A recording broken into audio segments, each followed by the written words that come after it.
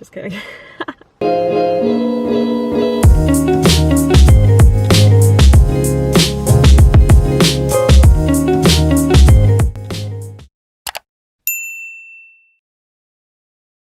Hi guys, this week's video is going to be more mellow. This is because I really love making videos. Like, honestly, it's so much fun. I love it, but I really want to be real on the videos, obviously, and I have been real, like been myself.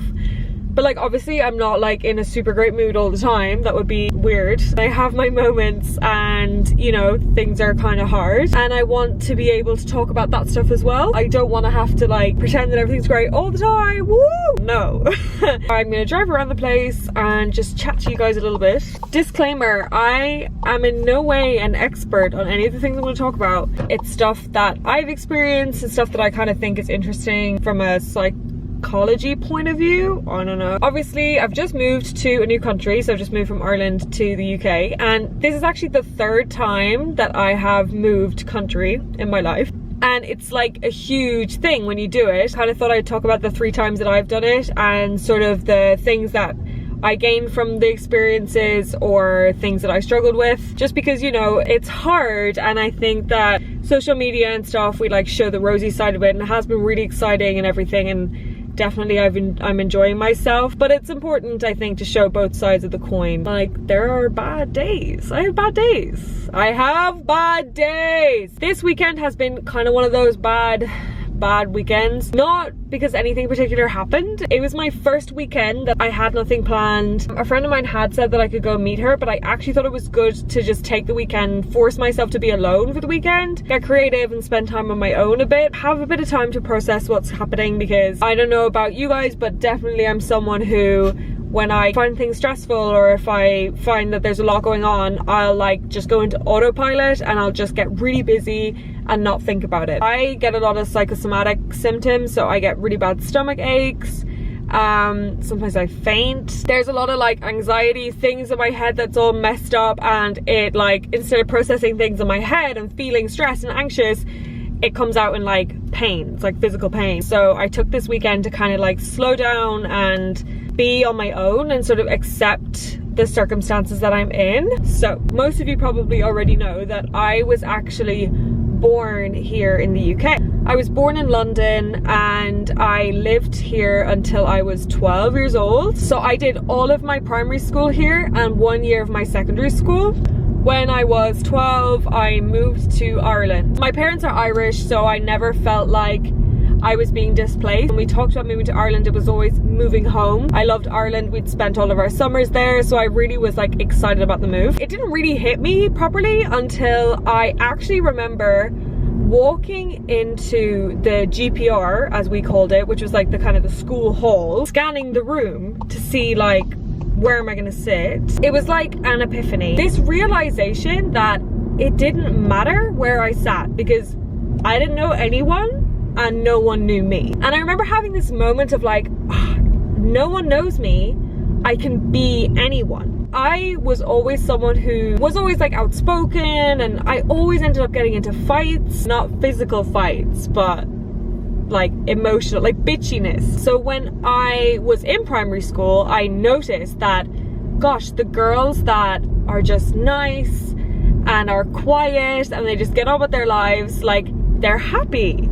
I should be like that. I should be chilled out and not start drama and just be, you know, one of the people. When I went to this new school, I was like, I'm gonna be this new person. It's gonna be great. I'm not gonna get into any fights ever. I'm gonna have the most amazing group of friends and we're just all gonna be friends forever. That did not work out the way I planned. You know what? I just realized that there's only so much you can do in terms of reinventing yourself. I think that definitely you can better yourself and change, and like, thank God for that, because like, I've definitely changed over the years. But I think that there are some fundamentals about personality and who you are and your identity that are part of you, and that not only do I believe you can't change them, I genuinely believe that you shouldn't change them. They're part of who you are and you should be proud of that. That was definitely big for me. I, for example, realized that my outspokenness that got me into so much drama and my need to express my own opinion, fine. It's something that I needed to look at, and I definitely needed to take it down a few notches and learn to listen. I'm gonna get to that a little bit later. It was something that made me me. And I think that when it came down to it, I realized that it wasn't something that I was prepared to give up. I didn't actually want to give it up, and I liked that about myself. Even though it got me into trouble, it was also just part of who I was, and I wasn't gonna stop being myself.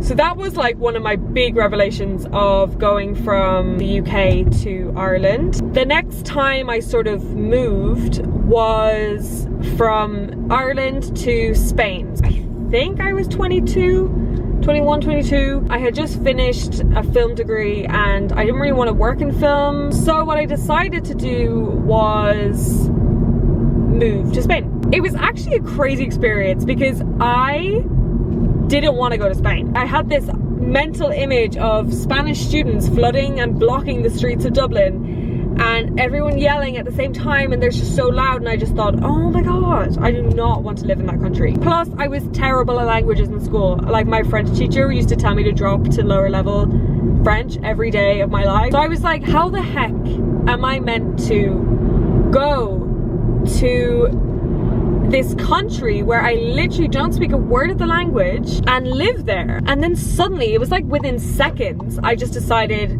yeah, okay, I'm gonna go. Like, this is gonna be my opportunity to go. I kind of want to learn Spanish. I'm gonna do it. I went there without a word of the language. I mean, honestly, I did not have a word of the language. This is what I went equipped with to go and live in Spain. I mean, honestly, it was ridiculous, but it was really good for me. Honestly, it was such a good experience. I know that it's like a very privileged opportunity to have, to go and like live abroad, but honestly, if you're lucky enough to have that opportunity, take it. Like, I cannot emphasize this enough. Take it. Not only just like learning a new language makes you really stretch your brain, and I genuinely believe that I've become smarter by just going there, it also taught me a lot about communication outside of language. For example, I moved to this place and I didn't talk, obviously, because I couldn't understand a word anyone was saying. I felt like an idiot. People would be like laughing, ha ha ha ha, and I'd be like, and someone would be telling a sad story and I'd be like, someone would ask me a question and I'd be like,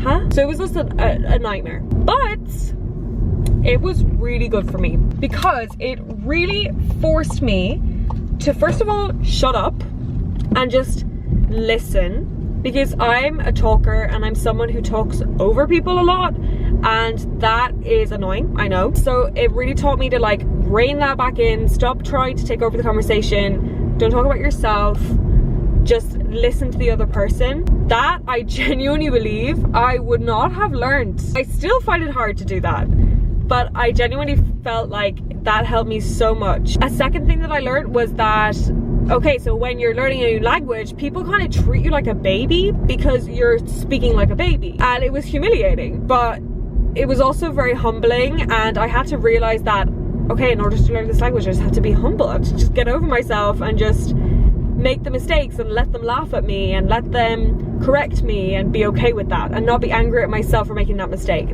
I had amazing friends who were really supportive and patient with me and just gave me the time. Another thing that I learned in Spain, which I really liked, is the directness of the Spanish. I learned that this directness was something really beneficial.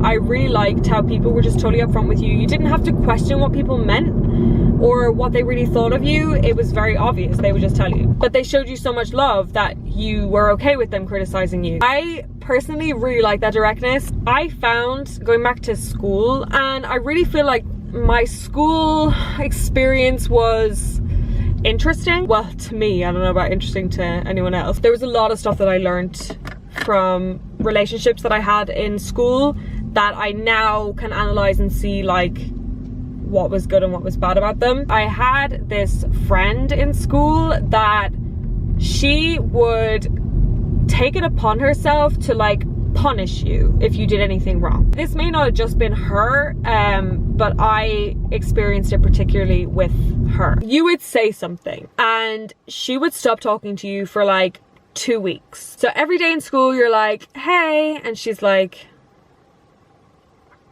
and you had this like panic of like, what have I done? I must have said something. Maybe I was mean about her or mean about someone, and you were just paranoid because you were like, I don't know what I've done, don't know what I've done. Feeling like you're gonna throw up every time you're in the group because you're like, what did I do? Like, and feeling like a horrible person. So eventually she would turn around and be like, remember when you said that 3 weeks ago? That was so rude. No, I don't remember what I said 3 weeks ago because it was 3 weeks ago. It pissed me off.